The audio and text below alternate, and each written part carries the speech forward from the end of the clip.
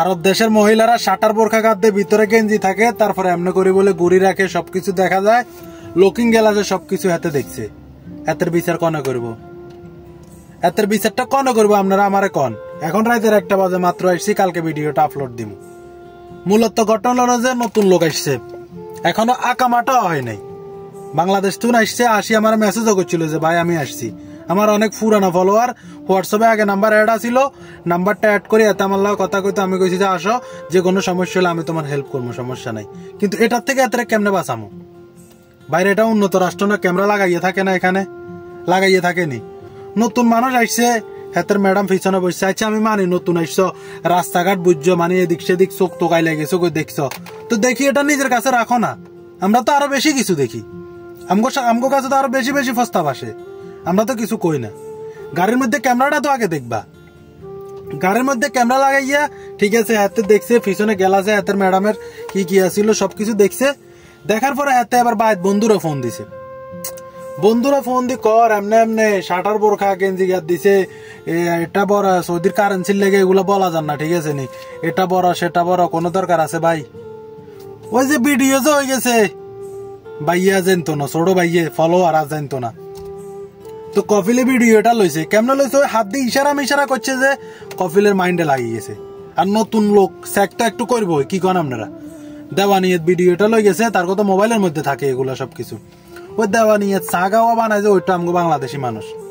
হেরে কথা গান শুনাইছে, ট্রান্সলেট করে দিবেন লাগছে, সুন্দর করে আবার হাতে বুঝে কই দিছে যে তোর বোনা কোন মহিলা পিছনে বইছে, এনে এখানে হাতের বন্ধুর লগে আলাপ আলোচনা করছে। কিরকম লাগবো চাই কনছে? এখন আমারে নিচে বা আরবি জানলে কি লাভ হইব নি? আমরাও তো আজনবী, আমরা আজনবী ন, আমরা হেরগু উপরে কথা কইতে হারমো? এখন তো আমিও সবার খাই আসতাম, আমারও তো মারত যে কাল লাগে সুপারিশ করতে এসছিস। যাই কইলাম যে আমি তো মনে করেন যে হাতের বাই বেড়াতার লাগে, হাতে তো নতুন মানুষ, কি করবেন? এত নতুন মানুষ হইলে এটা কিনলে করছে এতে আজকে নতুন 2 দিনে, এতে আমি বিশ্বাস করতে পারি না, এতে আমি বছরের পর বছর কেমনে রাখবো? আমি কই যে মাপসাপ করে দিয়েন, এ মাপসাপ করে দিবেন, মাপ মানে কি মাপটাপ সাহেবের হরে?